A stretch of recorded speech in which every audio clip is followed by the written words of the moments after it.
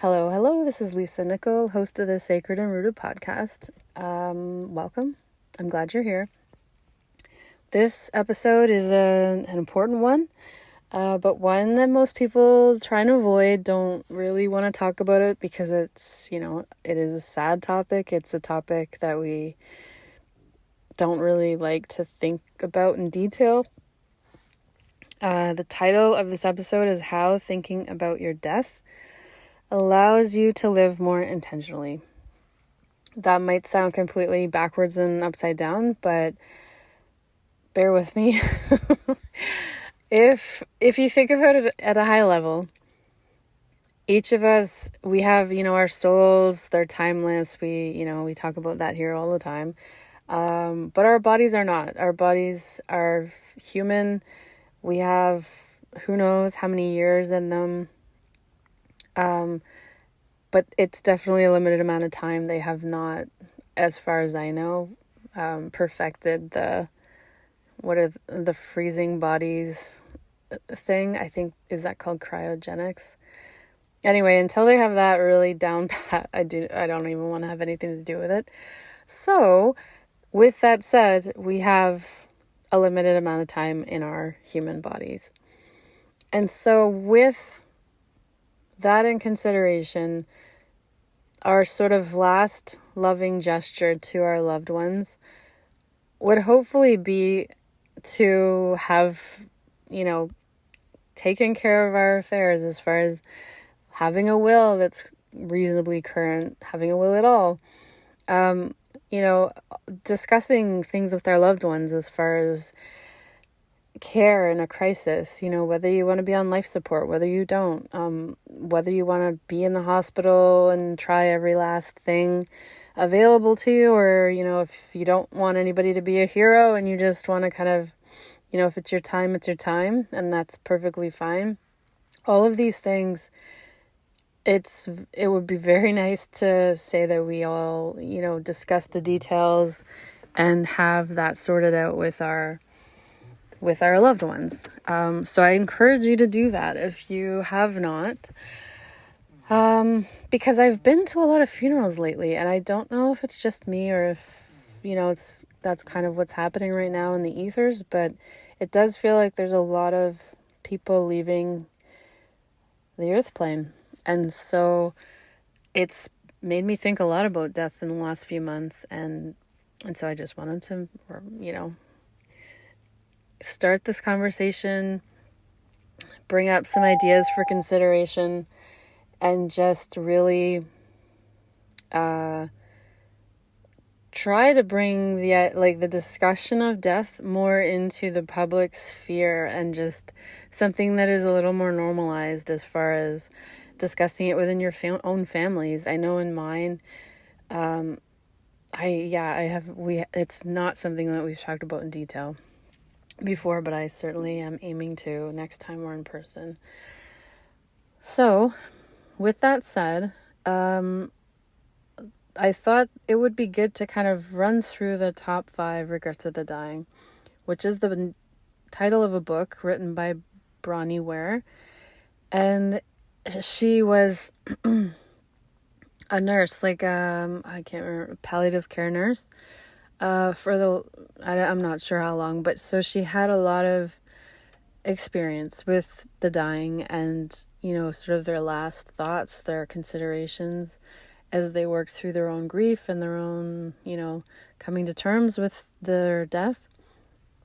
And so just to kind of run through that and really see how the regrets of the dying can then be reflected back and allow us to make, our lives that we do have the fullest, the most intentional, the most full of life, instead of sort of numbed out, coasting along. We have all the time in the world, so we can just do it tomorrow. We can do it next year.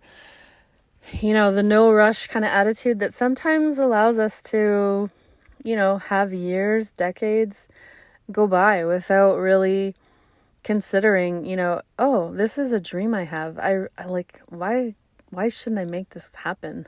Like maybe this should be a priority.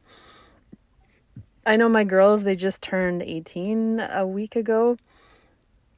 And if I close my eyes, that 18 years feels like it could be like a day long. It was so fast, even if some days felt like an eternity at the same time.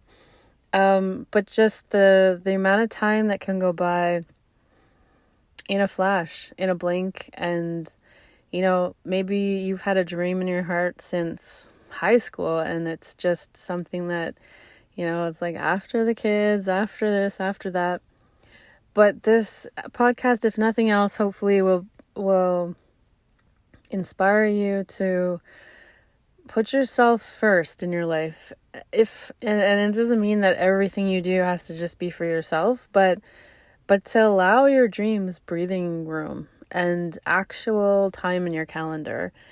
And whatever is important to you as we go through these points, to make them a priority and not just think of them as a priority in your mind, but actually take action in your life.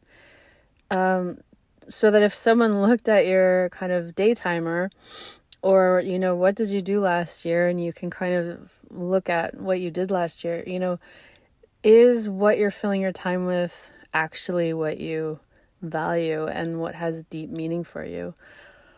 Or are there a bunch of other things there that are just, distractions, really, if you want to get right down to it?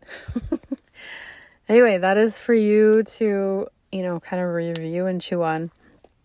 But for now, we'll get through these top 5 regrets of the dying. And again, it's a book title written by Bronnie Ware. She's Australian, I think. It's not a big book either, so it's a really easy one to read in bits, or if you want to go all the way through, it would be pretty fast reading. So number 1, I wish I'd had the courage to live true to myself, not the life of others. I wish I'd had the courage to live true to myself and not the life of others. And yeah, just consider if that rings true for you right now. Maybe it's rung true for you in the past and you're kind of bringing your life back into focus. But just to keep that as a compass point almost, where like a true north, it's like, okay, if you repeat that to yourself a year from now, if you repeat it to yourself 10 years from now, how true is your life? Are you living your life right now? How true to your soul, how true to your heart's desires are you living your life at any given point? It's just sort of a check-in question. Because like I said, I mean, there's been there's been some funerals in my world and they've both been, the last 2 at least, have been very sudden. And younger people, like not obviously, but they haven't, it's not that they're kids or anything, but they're adults in their late 40s, early 50s, not really a time when you'd be totally thinking you should be planning for your death. But to always be aware that you will die at some point and nobody knows when. So are you courageously, in your life, making what you love, making what has meaning to you a priority? Or are you allowing your life to kind of run you, and external things are you allowing them to kind of rule your time on a day-to-day basis, on a weekly basis, on a monthly basis? And so to just aim to put more of you back in your schedule and in your life if you're noticing, that you're a little bit off balance there. So that's number 1. Number 2 is I wish I had let myself be happier. I wish I had let myself be happier. This is a tricky one. I know I would consider myself a happy person overall, but I definitely take things like I'm serious about stuff I'm doing at the same time.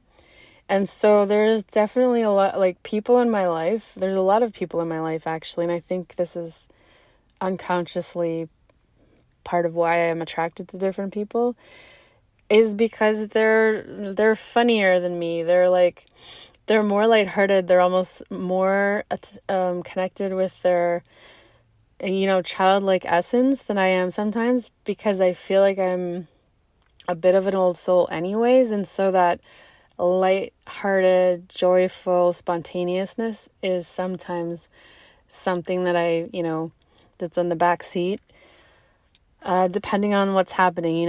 If work is a focus, if maybe the kids are a focus and something serious is happening. And so to just allow yourself to be happier, as happy as possible, whatever you want, however you want to think about it. And so it's a fascinating thing to consider, because there is a lot of, being an adult is a little bit not as, obviously not as for the most part, not as fun as being a kid. There's responsibilities, there's bills to pay, there's, lots of serious things that happen, but also to not let them overshadow the fun that can also be had as an adult, and to allow that happiness, that fun, the spontaneity, the connection with people, to not kind of rush through something with a friend, or, let months and months go by before you connect again, to really make time for just pleasure, what really brings you joy, and to make time for that as much, as if it's as important as, paying the bills and that kind of thing, because in the long run, it is what you're going to think back on with a smile on your face, more so than that you made so much money and you ended up paying all the bills, and how satisfying a life was that kind of thing. So again, number one, I wish I'd had the courage to live true to myself, not the life of others. And two was, I wish I had let myself be happier. And notice it's not, I wish I could be happier. I wish I had let myself be happier. It is a choice a lot of times. And so let yourself make pleasure a priority. Just even as an experiment, just try it on for size. You don't have to commit to it for the rest of your life if you don't, if that freaks you out. But just play around with it. It's part of being happier. Can I be happier? How would I be happier? I wonder what I could add into my week that would really boost the feeling of, joy, satisfaction, and that sort of thing. Okay, and number 3, I wish I had the courage to express my feelings. This one, I am a recovering, I'm not sure what. I have, part of me is very outspoken. You can almost ask anybody, and I'll have an opinion. If you want an opinion, I have an opinion.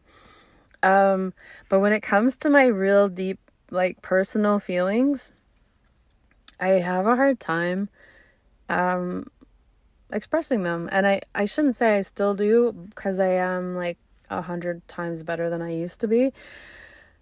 But it's something that I'm still actively, I'm still consciously voicing my feelings.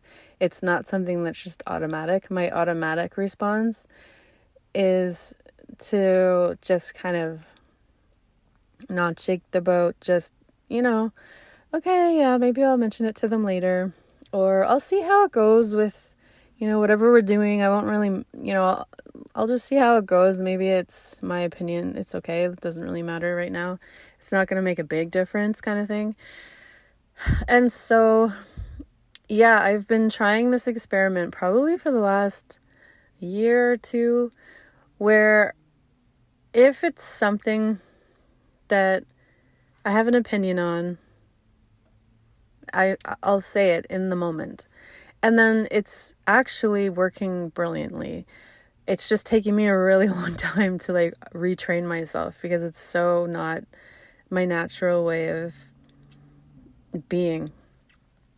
So for example, with my partner, if he's doing something and it's almost like, I'm thinking to myself in my mind, it's like, why is he doing that? Or why wouldn't, I don't think he told me, what he was thinking of doing. And instead of just kind of brushing it off, like, oh, no big deal, whatever, I'll just say like, hey, I don't remember. Did you mention that to me? Like, I don't remember that was the plan. And then sometimes he'll say, no, I forgot.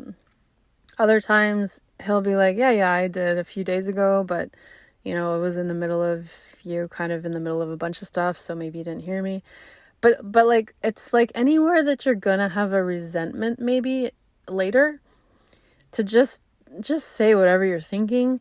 And of course, like a nice, like a loving way, that not that just like you're so bad or whatever, but like a compassionate way.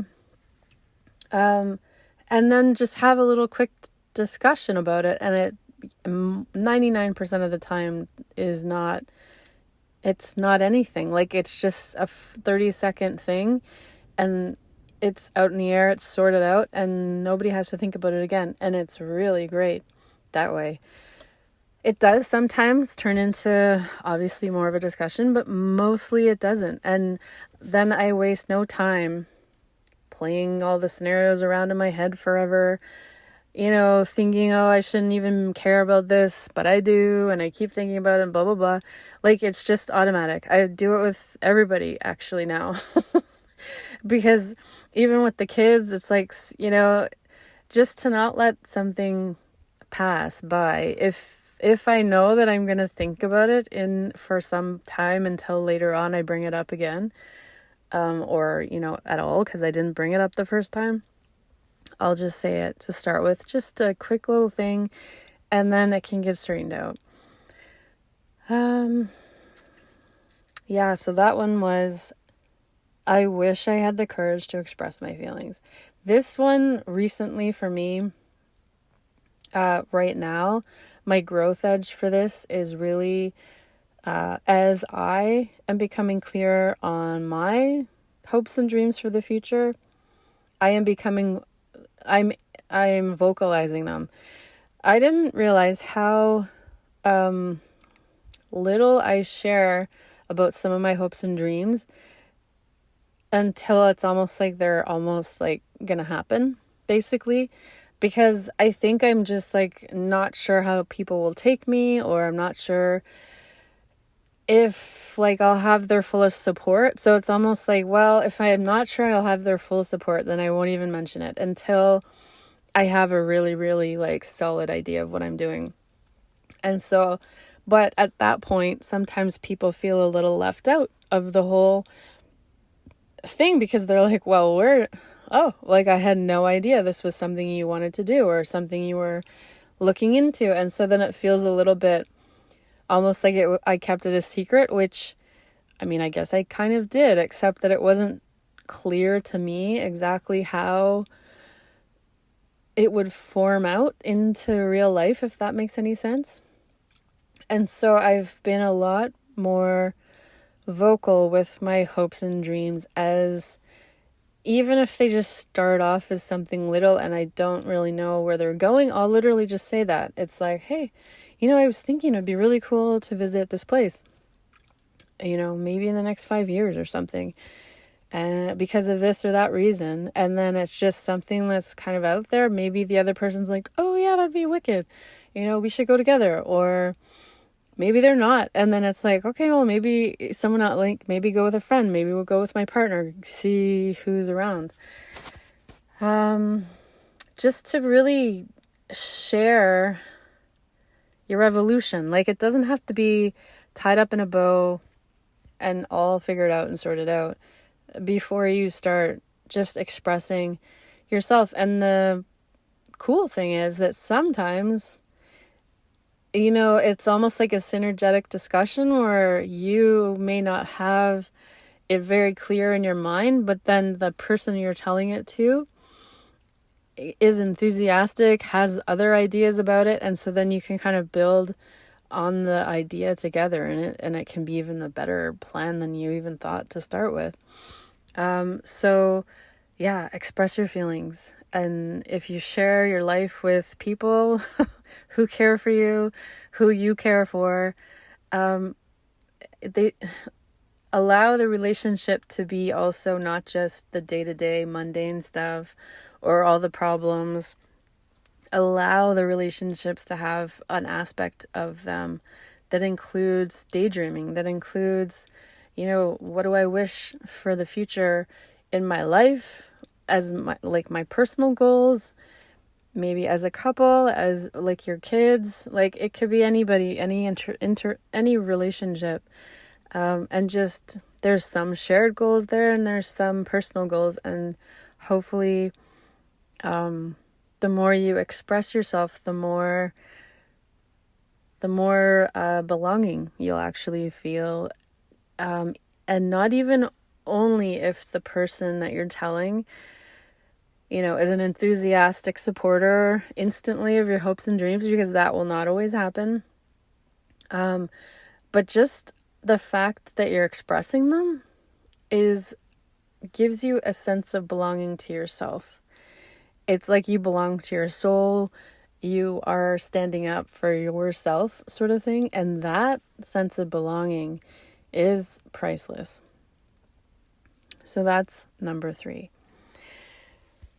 Number 4, I wish I had stayed in touch with my friends. I wish I had stayed in touch with my friends. This one's tricky because there is, of course, it would be wonderful to stay in touch with your friends. There are phases of your life that, like, some friends are just going to fall away because, situations change, people change, who knows, whatever circumstances. But we all have some friends who, not everybody, because there are some people that I think are like exceptionally good friends. Or they take exceptionally good care of their friendships, I should say. But as my kids are getting, out of the house or into high school, requiring way less of my day-to-day attention, it feels like friendships have like more of a priority than they ever have in ages. And so I am finding myself conscientiously, intentionally connecting with other women for, dinner dates, coffee dates, different going out, like being able to like make plans and not have, as much of a need to like, drive the kids around, because now they have their own license and they have their own things. So it's like I can drop them off somewhere and then do my own thing and pick them back up if for my instance with my son.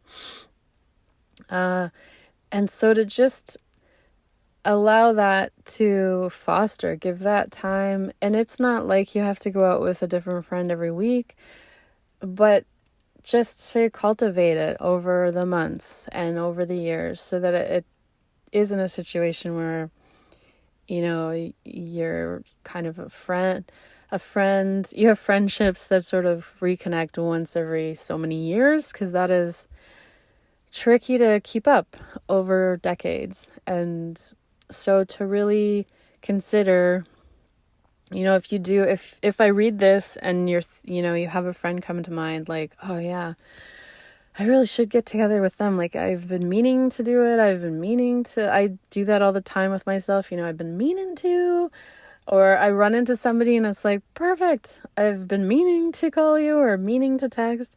And honestly, it doesn't take too much time at all to text somebody, just to check in. And then make some actual real life plans, because real life is really, really nice. And so I encourage you to do that, and to just pick up the phone, or pick up whatever, pick up the email, pick up whatever you want, and just connect with friends that are important to you, and make new ones if you want. I'm actually planning on joining a women's group, with the intention of like just meeting some different kind of people and seeing like what jives, how it works, how whatever. Yeah, in an attempt to just broaden my network, broaden my acquaintances. Maybe some of them will turn into real friends, who knows, but to just get out there a bit more than I have with all the kids being young, because it's busy time. Then that's not the best phase to make new friends, unless they're at the playground. Anyway, so that was number 4. I wish I had stayed in touch with my friends. Number 5, last but not least, is I wish I hadn't worked so hard. I wish I hadn't worked so hard. I don't know if that resonates with you, but for those who it does resonate with, ease off the gas a little bit. I am definitely a recovering workaholic. Work is super easy for me to just get so involved in, to the detriment of mostly everything else. And it's really not going to be anything that I think about on my deathbed, if I have a deathbed, or if it's some shocking sudden end, who knows. But it really isn't. I know that, and there's no denying it.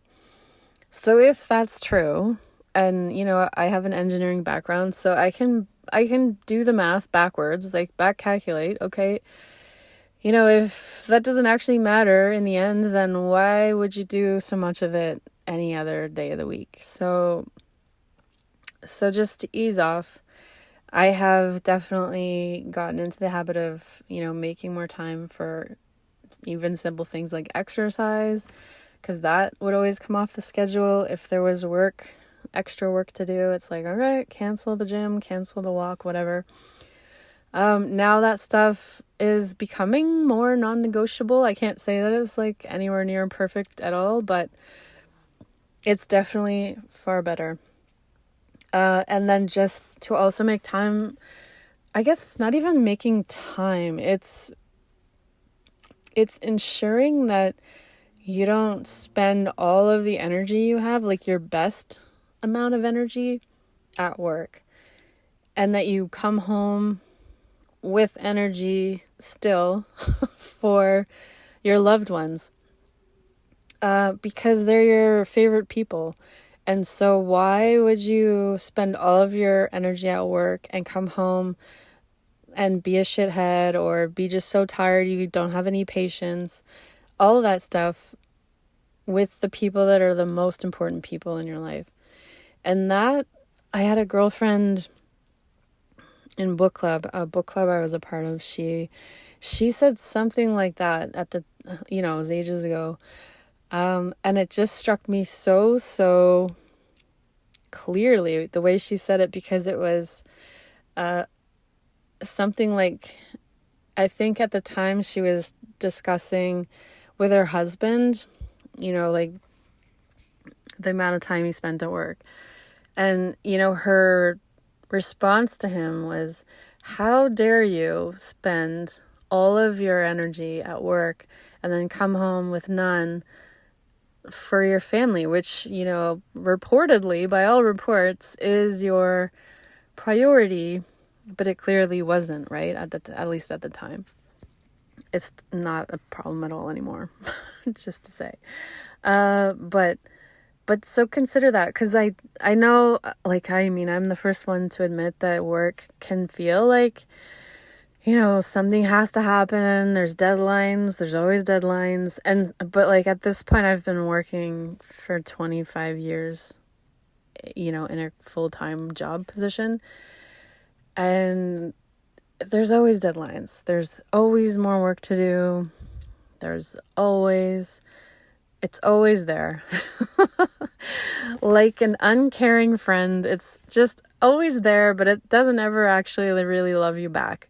And so that's one reason why hopefully you do something that you really enjoy, so it does feel like a little bit like it's loving you back. But at the same time, there's no replacing it for, actual human people that your family, your friends. Like, that connection is by far the most the best part of being human. And so to spend your best energy, or all the energy you have, doing, at work with people that are your coworkers, hopefully they feel like family, but they aren't your family. And so to end up saving some of your energy, and bringing your best self to your time with your family.